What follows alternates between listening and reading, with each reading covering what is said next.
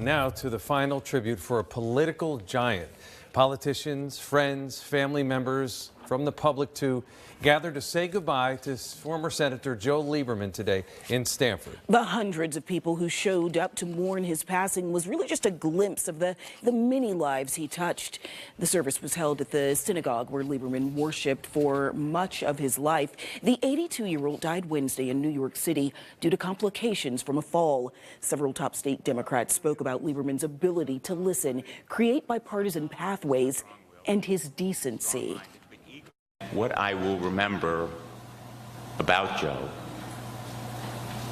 and the picture always in my mind, will be of him listening to someone, because he believed that every person has a story, and every story is worthy of respect. The words of Joe Lieberman, the work of my friend and colleague, will live on for decades and decades to come. And of course, it wasn't just dignitaries who came to pay their respects. The Lieberman family was also there to honor his life, laying him to rest. They were. NBC Connecticut political reporter Mike Savino was there for the funeral. He joins us live from Stamford. Mike, this was such a touching service for a man who served Connecticut for 4 decades. Yes, and family and friends said that man that we got to know over decades in public service, well, that's the same man that they knew at home, describing him as caring, true to his word, and that word that you just used, Keisha, decent. Just great guy, great individual, great intellect. As family, friends, and colleagues gathered to remember the legacy of former U.S. Senator Joe Lieberman, they all talked about his compassion.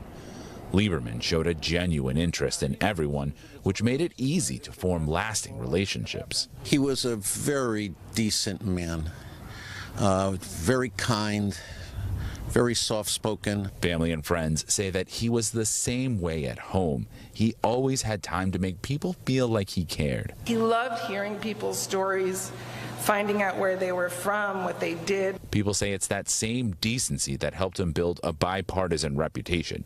Even when you disagreed, you could always talk with Lieberman. He rode that reputation to 4 terms in the U.S. Senate and even the Democratic nomination for vice president.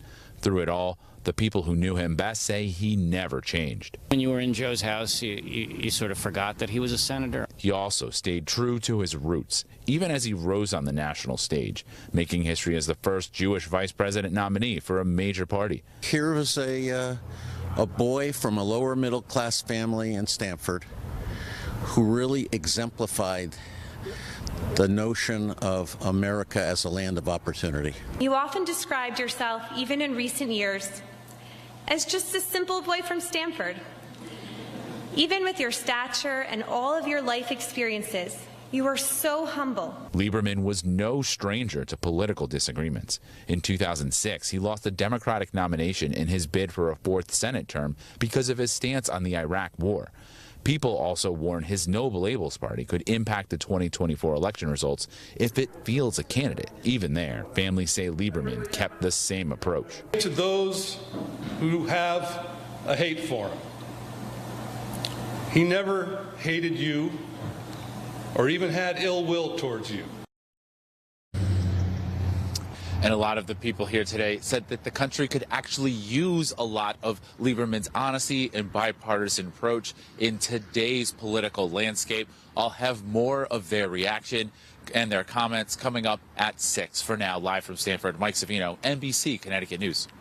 Mike, thank you. So many lessons there in the way Senator Lieberman lived his life. You can find much more on Lieberman's legacy, as well as a tribute to him right now on NBCConnecticut.com, as well as on our free NBC Connecticut app.